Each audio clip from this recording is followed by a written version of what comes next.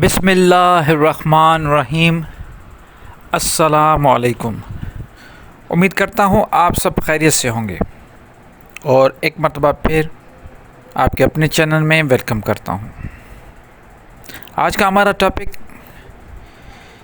تصوف میں بڑی اہمیت کا حامل ہے، کیونکہ جس پہ میں بات کروں گا وہ جو ٹرمز ہیں، 3-4 ٹرمز جو بھی ہیں، ان میں بڑی آپس میں جو معنی ہے اس میں بڑی ملتی جلتی معنی ہے۔ اسی وجہ سے لوگ ذرا پریشان رہتے ہیں، اس کی اصل روح تک نہیں پہنچ پاتے۔ تو چلیے ان کی معنی کو بھی دیکھتے ہیں، ان کو سمجھتے ہیں۔ جو ٹرمز ہیں وہ یہ ہے: کشف، الہام، علم لدنی۔ یہ 3 ایسے ٹرمز ہیں جو آپس میں بڑے ملتے جلتے ہیں اور آج تک لوگوں کو صحیح طریقے سے ان کی میننگ سمجھ میں نہیں آئی۔ تو میں نے ان تینوں پہ الگ الگ ویڈیوز بھی بنائی ہیں، لیکن مجھے کچھ ہمارے سبسکرائبر نے یہ کہا کہ ان پہ ہمیں ذرا فرق بتا دیں ایک ہی ویڈیو میں، تاکہ ایزیلی بات واضح اور سمجھ میں آ جائے۔ تو کشف کا مطلب ہے، پہلے ہم کشف پہ بات کریں گے۔ کشف کا مطلب ہے کوئی پردہ اٹھ جانا، کوئی خبر مل جانا، اللہ کی طرف سے، اللہ کے راز میں سے کوئی راز میں سے پردہ اٹھ جانا، سمپل کوئی خبر مل جانا۔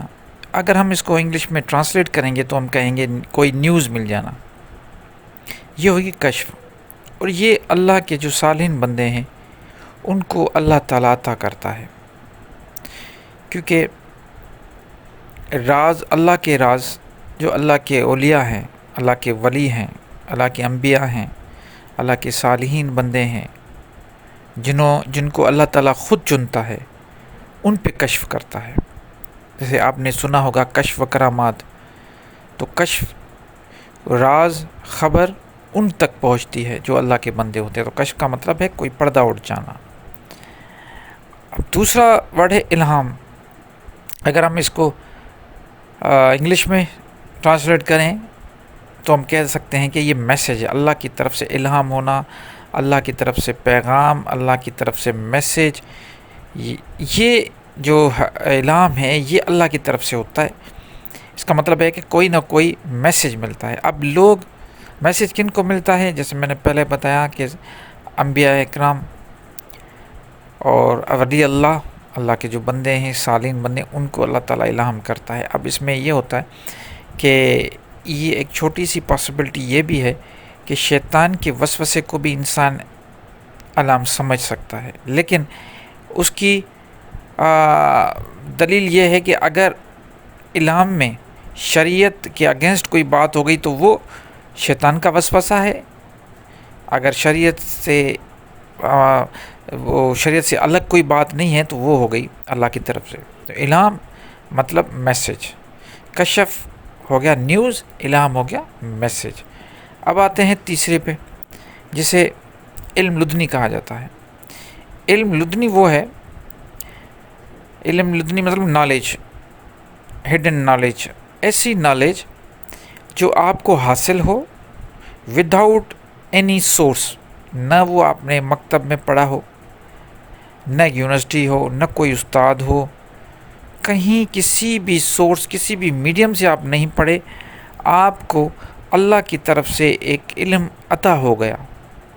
وہ جو علم اللہ کی طرف سے آپ کو عطا ہوا اس کو علم لدنی کہا جائے گا۔